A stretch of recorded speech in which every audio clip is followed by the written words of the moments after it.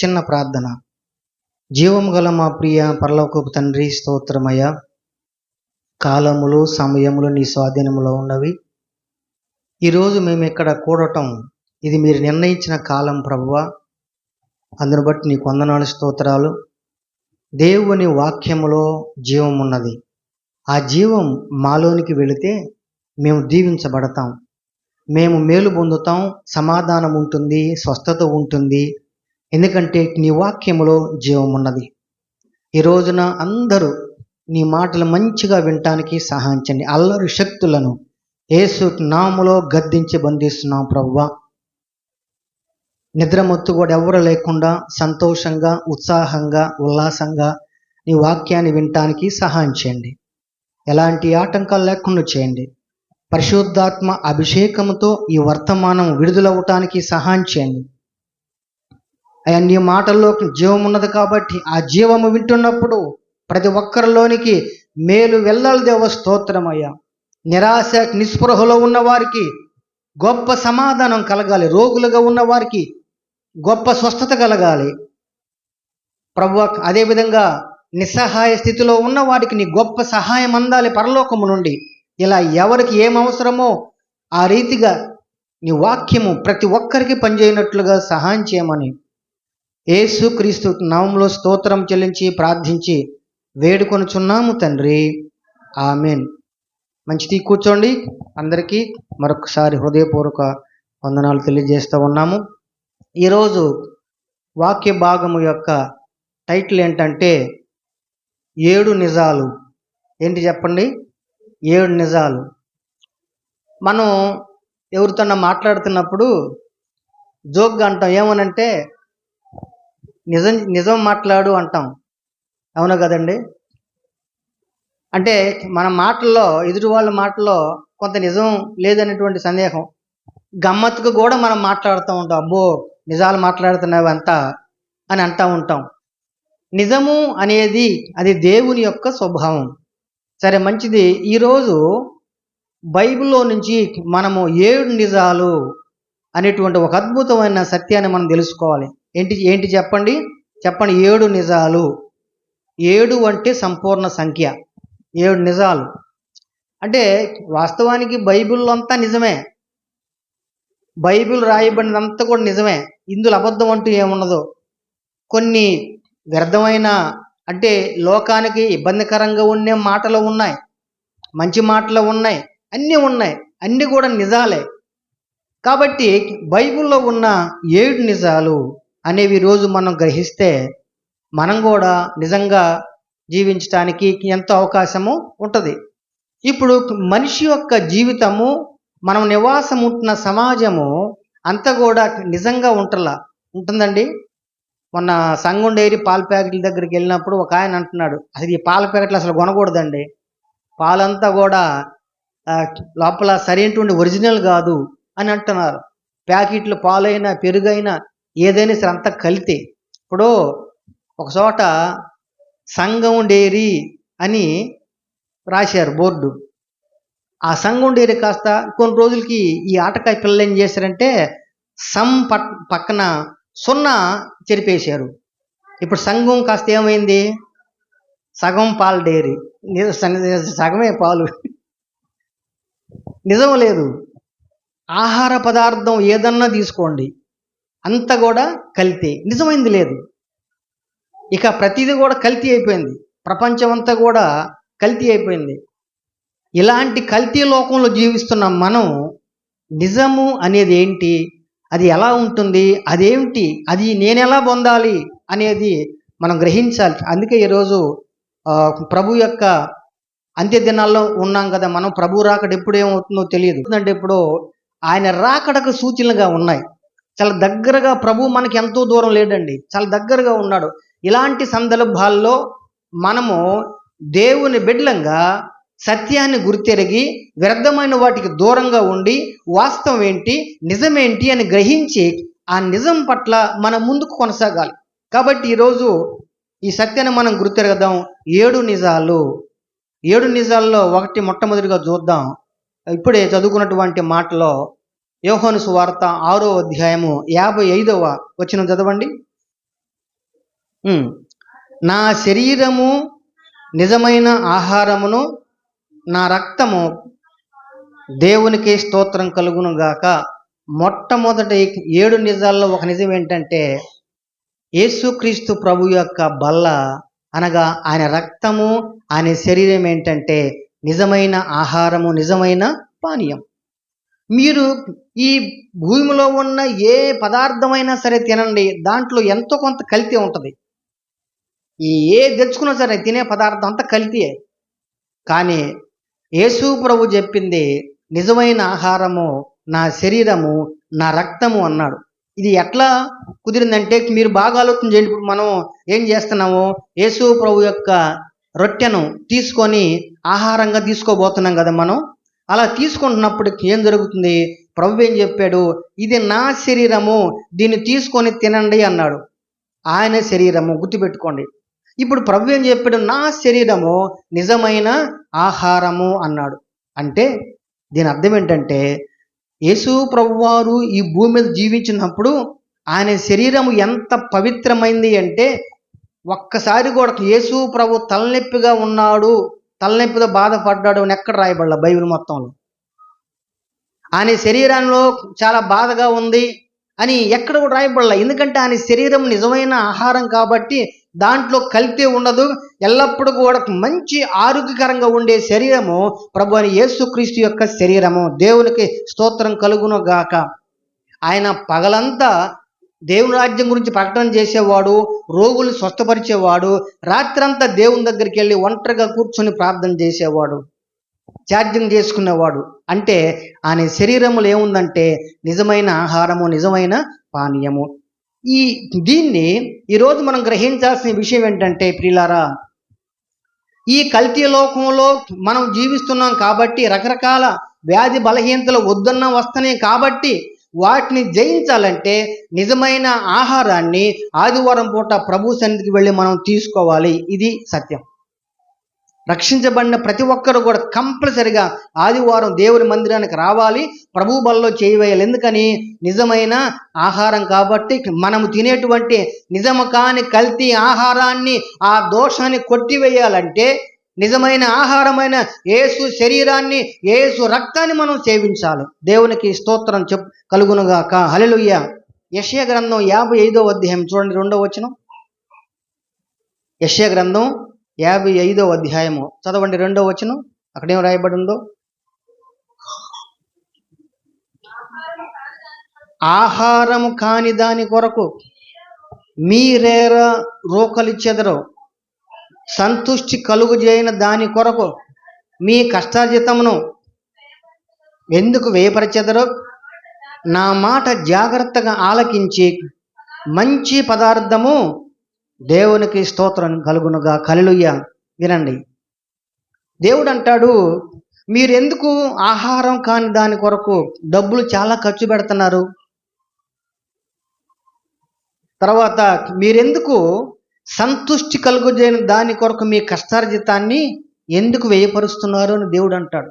మనిషి ఎప్పుడు కూడా నిజము కాని ఆహారం కొరకు డబ్బు ఎక్కువ ఖర్చు పెడుతున్నాడు. వ్యర్థమైనటువంటి ఏదో సంతృష్టి కలుగుతుందని శరీరానికి హాని కలిగించేటువంటి వ్యర్థమైన వాటికి డబ్బులు ఖర్చు పెడుతున్నారు. చాలామంది చూడండి, మత్తు పదార్థాలు, వాటి వల్ల ఏమైనా ఉపయోగం ఉందా? ఉపయోగం లేకపోగా నష్టం. కాసేపు మాత్రం మత్తు ఉంటుందేమో, దానికి ఎంత డబ్బులు ఖర్చు పెడుతున్నారు ఈనాడు. రకరకాల మత్తు పదార్థాలకు బానిసలైపోయి ఏం చేస్తున్నారు ప్రజలంటే ఆహారము కాని దాని కొరకు డబ్బంతా వ్యయపరుస్తూ ఉన్నారు. అదంతా కల్తీ. అయితే దేవుడు మాట్లాడుతున్న మాట, మీరు నా దగ్గరకు వచ్చి నా శరీరాన్ని, నా రక్తాన్ని సేవిస్తే ఇది మీకు నిజమైన ఆహారము, నిజమైన పానీయం కాబట్టి మీ దోషాన్ని కొట్టివేయబడుతుంది అని ప్రభువు మనతో మాట్లాడుతున్నాడు. కనుక 7 నిజాల్లో మొదటి నిజం ఏంటి చెప్పండి? యేసు ప్రభు యొక్క శరీరము, ఆయన యొక్క రక్తం అనగా ద్రాక్షరసము, రొట్టె. ఇది నిజమైన ఆహారం. ఇది గుర్తుపెట్టుకోవాలి. ఇది లేకుండా మనం ఉండకూడదు. గుర్తుపెట్టుకోండి, ఇది ఖచ్చితంగా పాటించాలి. ఎట్టి పరిస్థితుల్లో దీన్ని మనం సేవించకుండా ఉండకూడదు. ప్రియ దేవుని బిడ్డలారా, యేసు ప్రభు యొక్క శరీరము నిజమైన ఆహారము, ఆయన యొక్క రక్తము నిజమైన పానీయం. ఇది మొదటిది. ఈ ప్రభువు బల్లో చేవేస్తున్న ప్రతి ఒక్కరు కూడా దీవించబడిన వారు సుమా.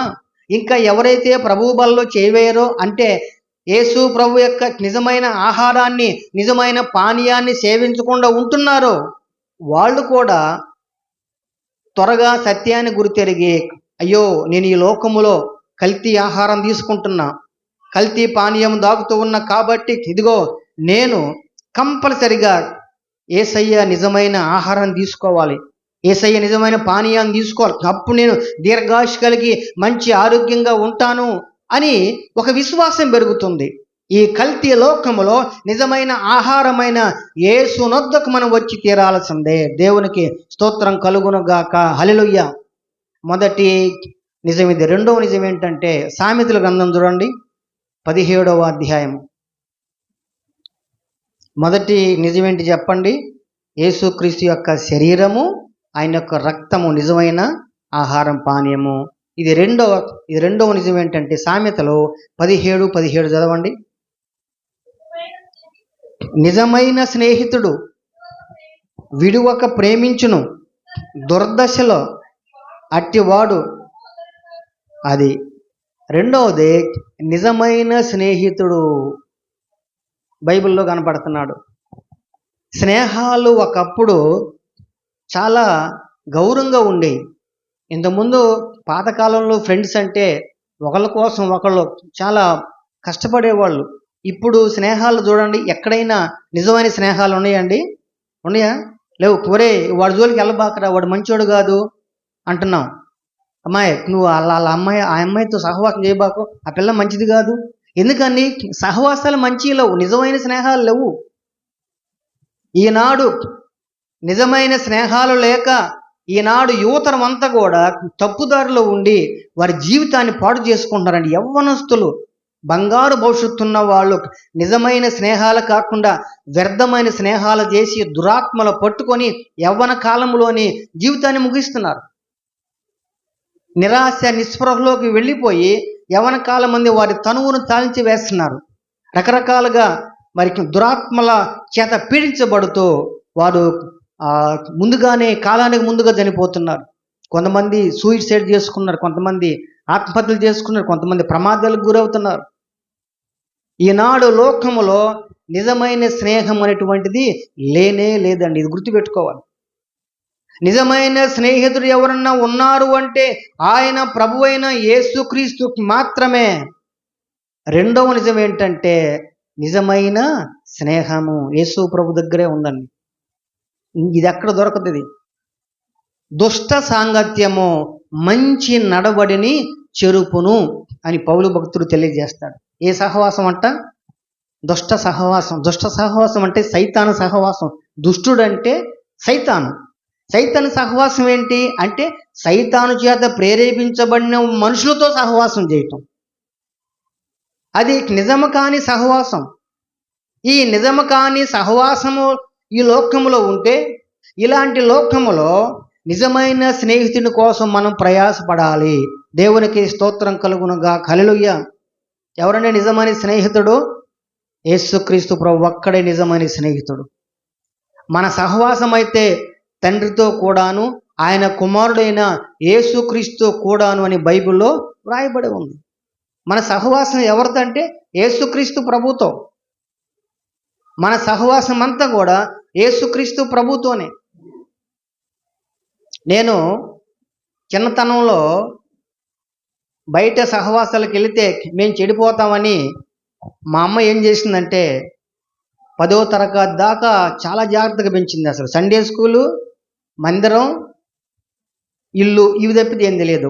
లేకపోతే కోటాలు ఇవే. మీరు నమ్ముతారో లేదో 10వ సంవత్సరం వరకు అప్పట్లో సినిమా మంచి పిచ్చి, సినిమాల షికార్లు బ్రహ్మాండంగా ఉండే. 10వ తరగతి వరకు అంటే నా 17వ ఏట వరకు సినిమా హాల్ని అడుగు పెట్టాల.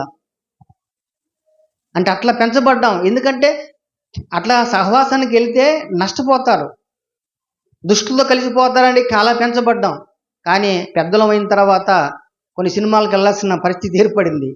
కుర్రవాళ్ళు అయిన తర్వాత ఇక మాటలు విన్నాం కదా పెద్దలు అయినాక. కొన్ని తక్కువలను చూసామండి. ఎందుకు చెబుతున్నానంటే దుష్ట సాంగత్యము మంచి నడవడిని జరుగుతుంది. నాకు ఒక స్నేహితుడు తయారయ్యి వాడు ఒకరోజు స్కూల్ కూడా మానిపించి వాడు సొంత డబ్బులు ఖర్చు పెట్టి మరీ సినిమాకు తీసుకెళ్ళాడు. ఆ డబ్బులు ఎట్టో తెలుసా అండి, అప్పట్లో పంపుల దగ్గర నీళ్ళు వస్తాయని ముందు వంతులు పెట్టేవాళ్ళు.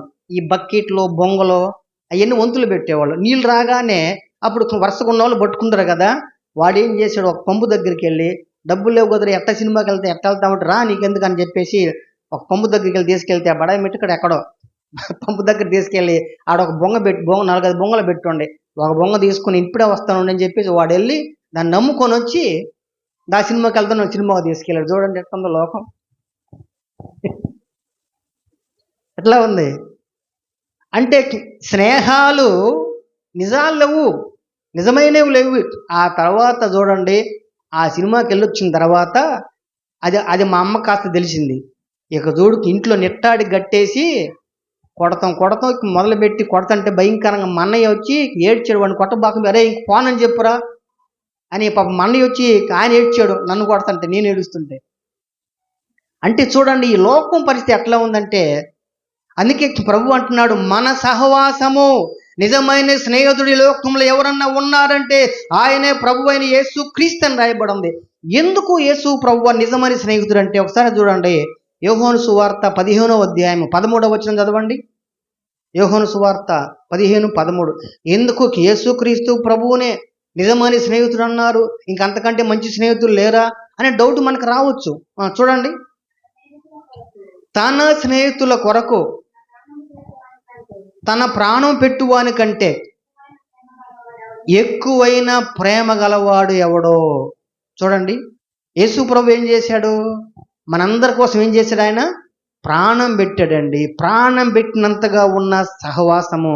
అందుకే యేసు ప్రభు వారికి నిజమైన స్నేహితుడు. ఆయన మన కోసం ప్రాణం పెట్టాడు. వాళ్ళిద్దరు మంచి ఫ్రెండ్స్ అనుకుంటానికి వీల్లేదు, ఎందుకంటే వాళ్ళు ఒకరి కోసం ఒకరు ప్రాణం పెట్టుకోరు. ఈనాడు స్నేహితులు ఎట్లా అంటే ఏదైనా తేడా వచ్చిందంటే సహవాసన వెంటనే కట్ చేసుకుంటారు. ఇప్పుడు ఉదాహరణకి ఈ అంతా కల్తీ అయిపోయింది స్నేహం అంతా. ఇద్దరు ఫ్రెండ్స్ బాగానే ఉంటున్నారండి, ఒక ఫ్రెండ్ దగ్గర బాగా డబ్బులు ఉన్నాయి, అరే బావా డబ్బులు బాగా ఉన్నాయి రా మరి సినిమాకి వెళ్దాం, లేకపోతే షికార్కి వెళ్దాం, లేకపోతే మంచి బేకరీకి వెళ్దాం అనగా ఏం చేస్తాడు, ఇప్పుడే వస్తూనే ఉండని పోతాడు. అదే స్నేహితుడు 1 నెల తర్వాత అరే బావా పోలీసులు వచ్చారా అర్జెంట్ రారంటే వస్తారా, అరే నాకు అర్జెంట్ పని ఉంది ఇప్పుడు రారు. అంటే స్నేహాలు ఎలాంటివి, మంచి లేవు, నిజమైన స్నేహాలు లేవు. ఆ మధ్య టీవీలో చూసా ఒక యాడ్, డాబర్ వాటిక డబ్బు కొద్ది ప్రేమ అని ఏదో యాడ్ వేసేవాళ్ళు. డబ్బు కొద్ది ప్రేమ అంటే ఈ రోజులంతా డబ్బు కొద్ది స్నేహాలు. కానీ ఈ లోకములో, ఇలాంటి కల్తీ లోకములో నిజమైన స్నేహితుడు యేసుక్రీస్తు ప్రభు ఒక్కడే. ఆయన నిన్ను విడువడు, ఎడబాయుడు, విడువక ప్రేమించేటువంటి దేవుడు అండి. ఈ దేవుడికి ఏం చేస్తాడు, దుర్దశలో ఆయన సహోదరుడుగా ఉంటాడు. ఈ నిజమైన స్నేహితుడు, ప్రాణం పెట్టిన స్నేహితుడు. అందరు చెప్పండి, యేసుక్రీస్తు నిజమైన స్నేహితుడు. ఆయన నా కొరకు కలువరి సిలువలో ప్రాణము పెట్టాడు. ఇది మన విశ్వాసం కావాలి. ప్రభువా నా కోసం ప్రాణం పెట్టేవయ్యా, నిజంగా నీవేనా మంచి స్నేహితుడు ప్రభువా. మనం పాడుకుంటాం, నీవేనా మంచి కాపరివి, నీవేనా మంచి కాపరివి, ఓ ప్రభువా ఓ ప్రభువా నీవేనా మంచి కాపరివి, నీవేనా మంచి కాపరివి. ఆయన మంచి స్నేహితుడు, మంచి కాపరి, ప్రాణం పెట్టినటువంటి యొక్క స్నేహితుడు అండి. నిజమైన స్నేహము లోకములో ఉంది అంటే అది యేసుక్రీస్తు ప్రభువుతోనే సాధ్యం. కాబట్టి మొట్టమొదటిగా నిజమైన ఆహారము, రెండవది నిజమైన స్నేహం. పొరపాటున ఇప్పటి వరకు ఆ నిజమైన స్నేహితుడిని యేసుక్రీస్తుతో సహవాసం చేయకుండా లోక ప్రవాహంలో డబ్బుతోనో బంగారంతోనో దుష్టుల సహవాసంతోనో ఉంటే ఈరోజు ఒక తీర్మానం చేసుకోండి, ప్రభువా నిజమైన స్నేహం లోకంలో లేదయ్యా, నీవే నిజమైన స్నేహితుడవు, నీవే ప్రాణం పెట్టిన వాడవు, నీవే కలవలిరో రక్త బొట్టు వరకు చిందించిన వాడవు, కాబట్టి నీ స్నేహం నాకు కావాలి ప్రభువా అని ఎవరైతే ఆయన దగ్గరకు వస్తారో ఆయనతో సహవాసం చేయటానికి మంచి అవకాశం ప్రభు ఇస్తాడు. కాబట్టి 7 నిజాల్లో రెండవది నిజమైన స్నేహితుడు. మూడవది చూద్దాం. ఇర్మీయా గ్రంథం 10వ అధ్యాయం చూడండి, 10వ వచనం. మూడవ నిజం ఇర్మీయా 10:10.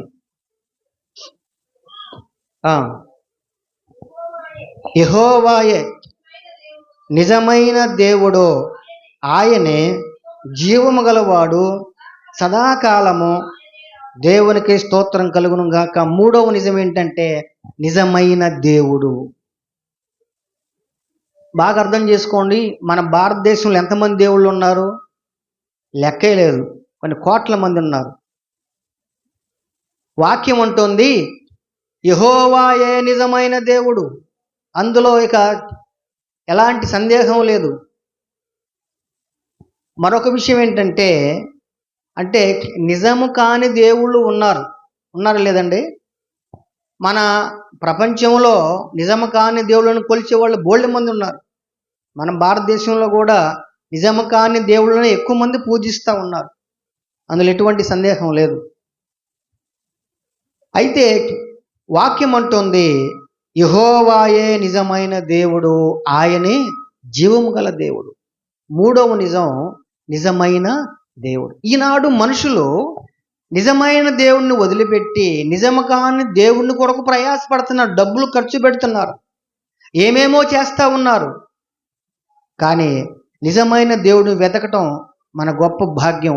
నిజంగా ఈరోజు మనం ఇక్కడ దేవుని సన్నిధిలో ఉన్నాము అంటే నిజమైన దేవుడైన యెహోవా క్రిందకు మనం వచ్చాము. స్తోత్రం చెప్పండి గట్టిగా, హల్లెలూయా. ఆయనే జీవము గలవాడు, ఆయనే నిజమైన దేవుడు. దీన్ని ఈ వాక్యాన్ని బలపరుస్తూ యెషయా భక్తుడు అంటాడు. చూడండి 43వ అధ్యాయము చదవండి, 10వ వచనం. యెషయా గ్రంథము 43వ అధ్యాయం 10వ వచనం.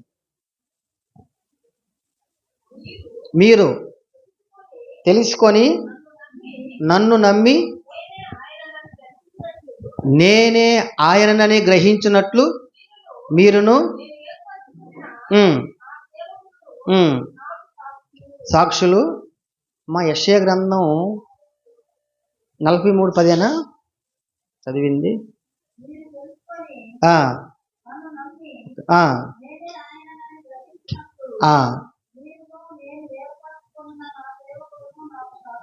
సాక్షుల తర్వాత చదవండి. నాకు ముందుగా ఏ దేవుడును నిర్మింపబడలేదు, నా తర్వాత ఏ దేవుడును ఉండడు.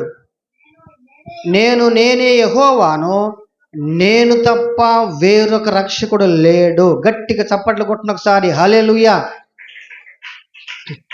దేవుడు పలుకుతున్న మాట ఏంటంటే నాకు ముందు ఏ దేవుడు నిర్మింపబడలేదు, నా తర్వాత కూడా ఏ దేవుడు ఉండడు. కాబట్టి ఆయన ఒక్కడే నిజమైన దేవుడని వాక్యం తెలియజేస్తుంది. నిజమైన దేవుడు. ప్రియమైన దేవుని బిడ్డలారా, మనం గమనిస్తూ ఉంటే మరి ఈనాడు మన దేశంలో ఈ మధ్యనే కదండి దేవుడిని తీసుకెళ్ళి ఏం చేశారు? మరి అది నిజమైన దేవుడితో పని చేసేవాళ్ళ? ఆలోచన చేయండి. అలాంటి దౌర్భాగ్య రోజుల్లో మనం ఉన్నాం. దేవుడు అంటున్నాడు నాకు ముందుగా ఏ దేవుడు నిర్మించబడలేదు, నా తరువాత ఏ దేవుడు ఉండడు. ఒకే ఒక్క దేవుడు. అసలు దేవుడు అంటేనే ఒక్కడు, దాని సందేహం లేదు. దేశానికి ఒక దేవుడు, కులానికి ఒక దేవుడు, మతానికి ఒక దేవుడు ఉండడు. ఈ విశ్వం మొత్తానికి దేవుడు ఒక్కడే. ఆ దేవుడే యెషయా భక్తుని ద్వారా మాట్లాడుతున్న మాట ఏంటంటే నాకు ముందుగా ఏ దేవుడు లేడు, నా తర్వాత ఏ దేవుడు ఉండడు. నేనే యెహోవాను, నేను తప్ప వేరొక రక్షకుడు లేడు. ప్రకటించిన వాడను నేనే, రక్షించిన వాడను నేనే. దేవునికి స్తోత్రం కలుగును గాక. కాబట్టి 7 నిజాల్లో మూడోది ఏంటంటే నిజమైన దేవుడు. ఈ నిజమైన దేవుని దగ్గరికి నడిపించటానికి నీ కళ్ళ ముందు కొంతమంది నిజము కాని దేవుణ్ణి సేవించే వాళ్ళు ఉంటారు. వాళ్ళకి ఈ సత్యం చెప్పండి. ఈ సత్యం చెప్పి ప్రభు దగ్గర నడిపించే ప్రయత్నం చేయాలి. అమ్మా యేసు ప్రభు వారు యెహోవా దేవుడు నిజమైన దేవుడు, ఇది వాక్యంలో బైబిల్లో ఉన్నది. బైబిల్లో ఉన్న సత్యాలన్నీ కూడా నిజము. కాబట్టి మీరు ప్రభువుని ఆశ్రయించండి, దేవుని దగ్గరికి రండి అని అనేక మందిని మనం దేవుని దగ్గర నడిపించేటువంటి వారుగా ఉండాలి.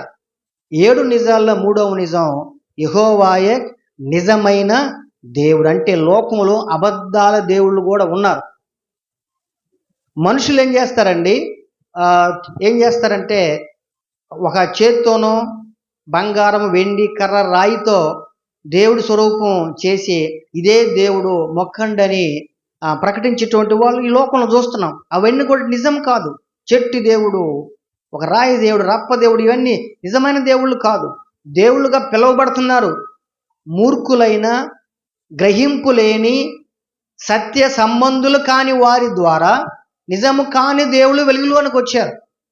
కానీ దేవుడు అంటాడు, నేను యెహోవాను, నేనే జీవం గల దేవుడను, నాకు ముందు వెనక ఎవరు ఉండరు, నేనే దేవుడను. కాబట్టి నీ దేవుడైన యెహోవానే పూజించాలి, సేవించాలని కూడా మనకి ధర్మశాస్త్రంలో వాక్యంలో ఉన్నది.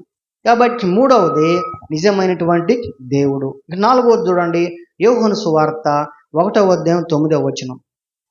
7 నిజాల్లో 4వ నిజం ఏంటంటే యోహాను సువార్త 1వ అధ్యాయం చదవండి, 9వ వచనం. నిజమైన వెలుగు ఉండెను, అది లోకములోనికి వచ్చుచు ప్రతి మనిషిని వెలిగించుచున్నది. ఇక 4వది ఏంటంట, నిజమైన వెలుగు. వినండి, నిజమైన వెలుగు అంటే డూప్లికేట్ వెలుగులు కూడా ఉంటాయి. నిజమైన వెలుగు. ఇప్పుడు కరెంట్ ఉందండి. ఈ కరెంటు ఉంటేనే బల్బులు వెలుగుతాయి. కరెంట్ లేకపోతే బల్బులు వెలుగుతాయా? మరి ఇది నిజమైన వెలుగు కాదు. ఇది మనుషులు సృష్టించినటువంటి వెలుగు. ఇది నిజమైన వెలుగు సూర్యుడిని ఎవరైనా ఆపగలరా? దేవుడు సృష్టించినటువంటి వెలుగు అది. అయితే ఇక్కడ దేవుడు మాట్లాడుతున్న మాట, నిజమైన వెలుగు ఉండెను, అది లోకంలోనికి వచ్చుచు ప్రతి మనిషిని వెలిగించుచున్నది. ప్రియ దేవుని బిడ్డలారా, మనిషి వెలిగించబడేది నిజమైన వెలుగుతోనే. నిజమైన వెలుగు ఈ భూలోకానికి యేసుక్రీస్తుగా దిగివచ్చాడు. ఆయన నిజమైనటువంటి వెలుగు, అంటే రియల్ లైట్ అన్నమాట. అబద్ధాపు లైట్లు కూడా ఉంటాయి. నిజమైన వెలుగైన ప్రభు దగ్గరికి మనం రావాలి. ప్రభువా, రక్షణ పొందక మునుపు పాపములో శాపములో ఉన్నంత కాలం కూడా మనిషి పాపము చీకట్లో ఉన్న దాంతో సమానం. కానీ యేసుని ఎరిగిన తర్వాత వాళ్ళు నిజమైన వెలుగులోనికి వచ్చిన వారు సుమా. నిజమైన వెలుగు దగ్గరకు వచ్చారు. నిజమైన వెలుగు ఏం చేసిందంటే చూడండి ఆ మాట, నిజమైన వెలుగు ఉండెను, అది లోకములోనికి వచ్చుచు ప్రతి మనిషిని వెలిగించుచున్నది. ఈ నిజమైన వెలుగుకి ఉన్న పవర్ ఏంటంటే అందరినీ వెలిగించిద్ది. అందరినీ వెలిగించిద్దంటే ఈ వెలుగు మనిషిలో ఉన్న చీకటిని తొలగించి వేసి వెలుగుని వెలిగించేది నిజమైన వెలుగు. ఇది మనం గుర్తుపెట్టుకోవాలి.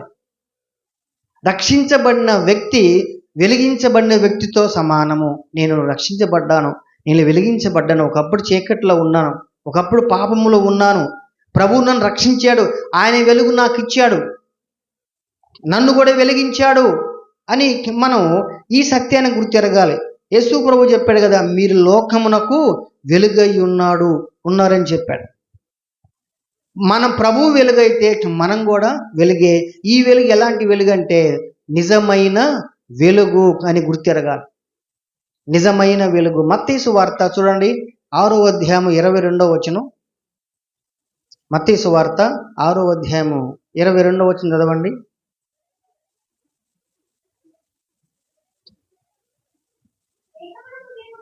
దేహమునకు దీపము కన్నే గనుక నీ కన్ను తేటగా ఉండిన ఎడల నీ దేహమంతయు.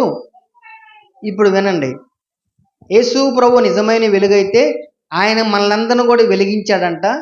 వెలిగించబడిన మనం ఏం చేయాలి? వెలగాలి. వెలుగుతూ ఉంటాం.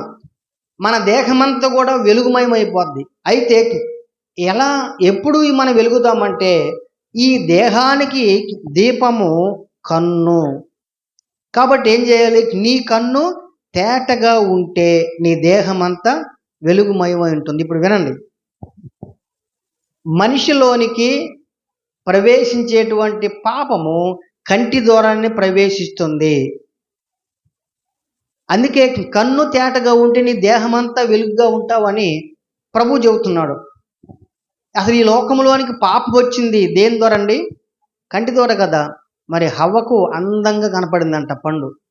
యేసు ప్రభు దేవుడు ఏదైతే తినొద్దన్నాడో ఆ పండు ఎట్లా కనపడింది? రమ్యంగా కనపడింది. అంటే కంటి ద్వారా దేహము చీకటైపోయింది.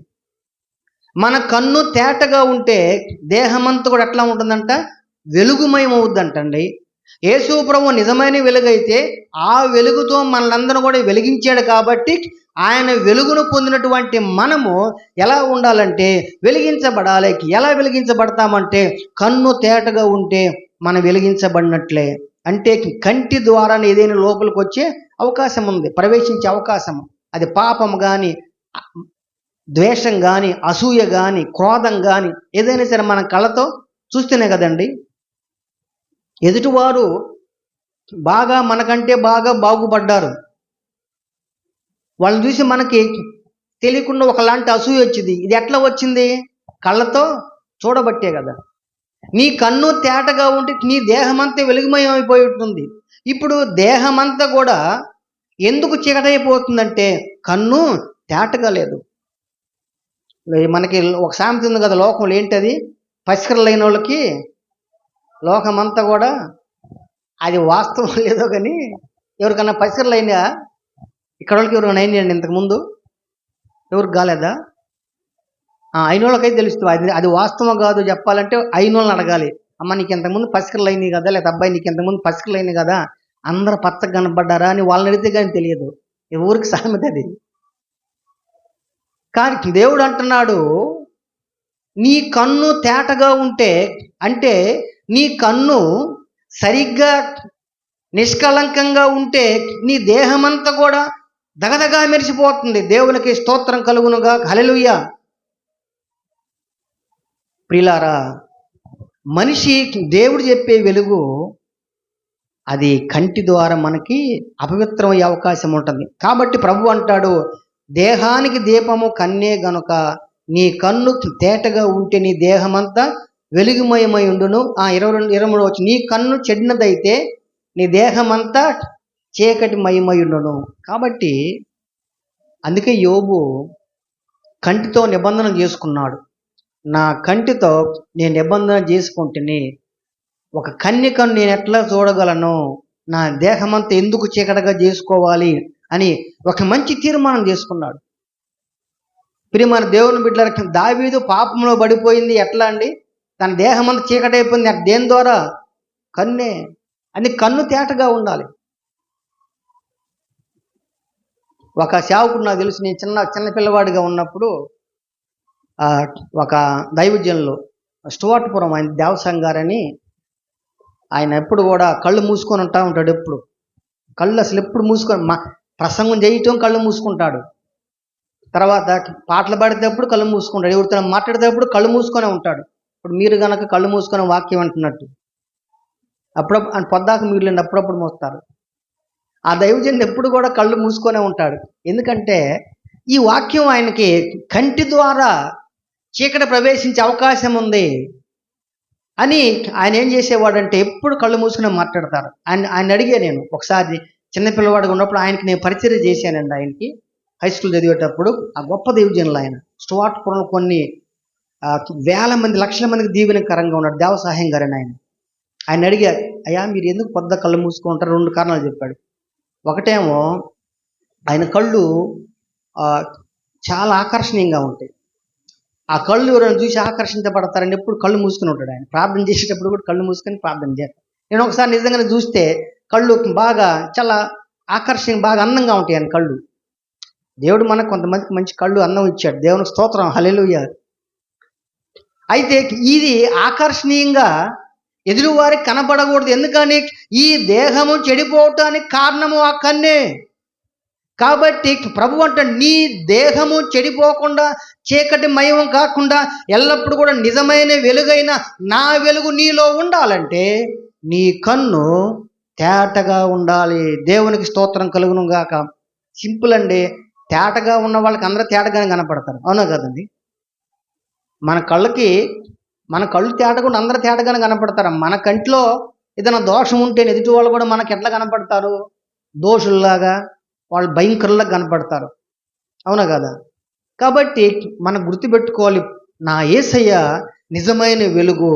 ఆయన నన్ను వెలిగించాడు కాబట్టి, రక్షించాడు కాబట్టి, నా కొరకు కలువరి శిలువలో ప్రాణం అర్పించాడు, నన్ను తన బిడ్డగా చేసుకున్నాడు, నాలో ఉన్న చీకటిని పాపాన్ని తన రక్తముతో కొట్టివేశాడు. కాబట్టి నా దేహమంతా నిజమైన వెలుగుమయంగా ఉండాలి. కాబట్టి నా కన్ను తేటగా ఉండాలి. మన కళ్ళతో నిబంధన చేసుకుందామండి. మన కంటిని మనం జయించలేమా? జయించగలం సింపుల్గా. కాబట్టి ప్రియులారా, ఈ 4వ నిజమైనటువంటి 7 నిజాలు 4వ నిజం ఏంటంటే నిజమైన వెలుగు ఆయనే, ప్రభువైన యేసుక్రీస్తు. ఆయనే కాదు, నిన్ను నన్ను కూడా నిజమైన వెలుగుగా చేశాడు. గట్టిగా స్తోత్రం చెప్పండి, గట్టిగా హల్లెలూయా. పాడేద స్తుతి గానము, కొనియాడేద నీ నామము, పాడేద స్తుతి గానము, కొనియాడేద నీ నామము. నీవేనా ప్రేమానురాగం, క్షేత్రమైన విడువని స్నేహం, అతి శ్రేష్ఠుడ నా యేసయ్యా. పాడేద స్తుతి గానము, కొనియాడేద నీ నామము. దేవుని నామమునకు స్తోత్రం కలుగును గాక. మనం సరిగ్గా ఏదన్నా చూచి ఏదన్నా తప్పు చదువుతున్నాం అనుకోండి, ఏదైనా రాంగ్ చదువుతున్నాము, అయితే ఏదన్నా ఒక వస్తువు మనకు పలానోళ్ళు ఎదుటోళ్ళు చెప్పారు, అది మనం సరిగ్గా దానికి ఏదో సరిగ్గా చూడకుండా చెప్పామనుకోండి, అప్పుడు మనల్ని ఏమంటారు వాళ్ళు? నీ కళ్ళల్లో ఏం పెట్టుకున్నావు అంటారు. కళ్ళలో కలిగ్గానే పెట్టుకున్నావా అంటారు, అవును కదండి?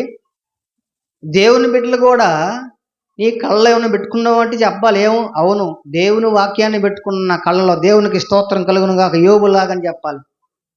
యోబులాగా నా కళతో నిబంధన చేసుకున్నాను, వ్యర్థమైన వాటిని చూడను, వ్యర్థమైన వాటి జోలికి నేను వెళ్ళను, నా కన్ను తేటగా ఉండాలి. సింపుల్గా అర్థం. దీని యొక్క ఇల్లంకి వస్తూ ఉంటారు కదండి, నేత్రాంజనం అనే చుక్కల ముందు దుర్మస్కలో ఏముండవు, కళ్ళు తేటగా మల్లెపూలకు కనపడతాయి అంటారు, అవును కదండి? నరసపేట చుక్కల ముందు, ఆ చుక్కల ముందు వేసుకుంటే తేటగా ఉండదు కళ్ళు.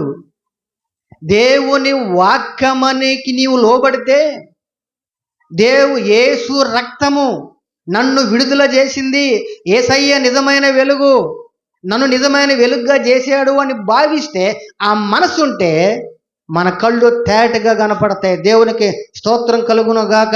దేవుని వాక్యమనే వెలుగులో, దేవుని వాక్యమనే మందు నీ కళ్ళలో ఉంటే తెల్లగా మల్లెపూలకు కనపడతాయి. ఇదే సత్యం, నిజమైనటువంటి వెలుగు. తర్వాత 5వ చూద్దాం, చూడండి. యోహాను సువార్త 15వ అధ్యాయం 1వ వచనం చదవండి. 7 నిజాల్లో 5వ నిజం.